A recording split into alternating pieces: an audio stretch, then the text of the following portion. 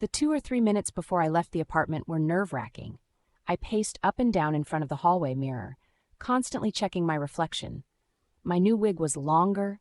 It is black, long. It is full length, really. A deep curl and beyond the shoulder blades in length. This was a purchase based on trial and error. My other wigs are great, but outside, in the wind, there are issues. They are shoulder length and shorter, and the wind lifts the hair very easily, so the new long wig with its extra weight sits much better in outdoor conditions. This is great because recently I have taken my feminine side out in public a bit more. Well, a lot more, to be honest. It was July, so even though it was a bit breezy outside, it was fairly warm. So I went casual, black skinny jeans, a black lace blouse that falls just below crotch. I wore flat black ballet pumps. For my coat, I went with a light brown, knee-length, light number. It can be worn open or tied at the waist with a built-in belt. My handbag was black leather, no shoulder strap. It has small handles. Hold it by hand or over the wrist, resting in the arch of your elbow. Most importantly, it is big enough to carry a pair of heels in it, plus another few essentials, a drink, cigarettes, and a few makeup items. My purse and most importantly, my phone, camera, and mini tripod. You see, I wasn't just going for a stroll. I was going to film some footage for my YouTube channel. I have a very small channel, a couple of thousand subscribers. It's basically me dressed in different outfits, either at home or more recently out and about. I really enjoy the dressing up part. Obviously, I also really enjoy the filming and editing aspect of it too. Don't worry, I won't be rambling on about aspect ratios. I enjoy it, and that does not mean everyone will. One final bag check. Keys are important every time you leave the apartment. They are extra important when you are a guy dressed as a woman. I assume my neighbors know about my hobby. They have definitely seen me coming and going dressed en femme. There are always one or two of them curtain twitching whenever they hear a car or the elevator. The loud ding kind of announces your arrival in the lobby. I'm pretty convincing, especially from a distance. I'm only 5'7". I'm slight of frame. I'm a size 12 UK sizes, and I have a size 7 shoe. With the wigs, I'm basically unrecognizable, but the nosy ladies in my building could work out it was me. They rarely see Sara arriving, just leaving in the evening and returning in the early hours. That, plus seeing my laundry occasionally, I'm pretty sure they know the guy upstairs is a crossdresser. They are all very friendly with me, so I'm not complaining. Everything was set. I headed to the elevator. The hallway was empty, but my heart was pounding. I'm on the 6th floor, so the elevator is much quicker. Inside the elevator, there was another mirror. So far, so good, I thought. Ding! The elevator announced my arrival to an empty lobby. I was grateful for that. I was just focused on getting outside. The flat shoes was a wise decision, too. I would pop my heels on when I was filming. Outside, the cold air on the top of my feet would be a constant reminder that I was not dressed in my usual attire. I felt relieved, though. Out there I had open space. If I wanted to avoid anyone, I'd have options. I set off for the local park. It is huge. There is a theater and restaurant in the center. It's entirely pedestrianized, lots of trees, grass, and importantly for me, it's very well lit. I need the lighting as I'll be filming. There are long tarmac paths throughout the park that makes it easier to spot anyone coming. Even if someone's seen me and assumed I'm a woman, it still looks odd. Why is this woman filming herself in the park at night?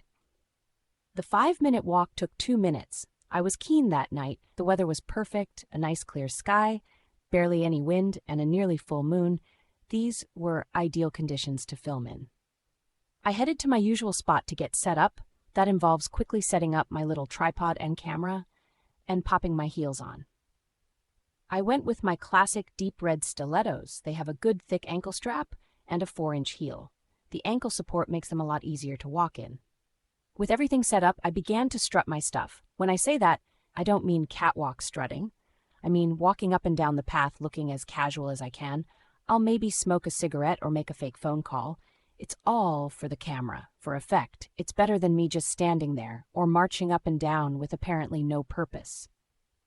Maybe 10 minutes later, whilst setting the camera up from a different angle, I heard the unmistakable sound of heels on tarmac in the distance. Whoever it was, they were heading towards me. I placed the tripod into my handbag and began looking at my phone. She was getting closer, and I wanted to appear to be busy with my screen.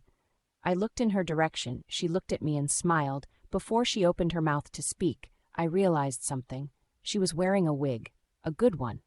I knew that because I'd considered buying the very same one myself online. Then it dawned on me, she wasn't a she was as he. And she was dressed to impress. Light blue skinny jeans, a zebra print blouse with a collared neck, a faux fur, knee-length sleeveless coat, and a beautiful pair of white knee-high boots with a 4-inch heel. Her hair was dirty blonde with loose curls. It's shoulder length and frames her face perfectly. She looked amazing. "Hi, Sarah, is it?" she said nervously. I didn't get a chance to respond. "I watch your videos online. Your videos were in my feed on YouTube. I could not believe it when I seen you. Someone like me, walking around the same park I used to. Well, dressed like this in public. I'm sorry, I know it's creepy to just..." I jumped in as I could see she was a bit embarrassed about the situation. "Hey, it's cool. Take a breath. Let's sit over here and have a chat. You look fantastic. I love your boots." I could see the relief on her face. Her shoulders dropped and she did as I asked. She took a breath. "Thank you, the boots look good, but start to hurt after a while. I'd love to sit." After exchanging compliments, we chatted. She had tried to contact me in the comment section of YouTube, but that was doomed to fail. I never read them. I've heard how toxic it can get, so I avoid them. She decided to just take a chance and try bumping into me at the park. This was her third attempt. She uses the name Emily when she's dressed en femme. She's 25, a year younger than me. She lives alone in a building outside the park. Like myself, she isn't trans. She spends the majority of her time as her male self. It's a hobby. I always wanted someone else to dress with. I have female friends, they are understanding, but I wanted another crossdresser to hang out with, someone to go out with, a strength in numbers kind of thing. The more she talked, the more I liked her. She has a very feminine energy. She's touchy-feely like a real girl. The only reason I sussed her secret so fast was I recognized the tiny giveaways that most fail to see. A crossdresser, though? I knew. We sat and chatted like old friends for maybe half an hour before I made a suggestion. "I'm starting to get cold. I don't fancy sitting here much longer. I would like to continue getting to know each other better. I know it's late. Do you want to come to my place? We can have a drink, no pressure. We can meet anytime. It's entirely up." "Good idea. I'm getting cold too," she eagerly interrupted. "I don't have to be up early tomorrow. I could have a drink or two," she added as we headed up the path towards my place. I kept my heels on. The flats stayed in my handbag. Emily was in heels, and she looked incredible. I was now determined to look my best. Something was stirring. I had butterflies. I was really happy about Emily coming to my apartment.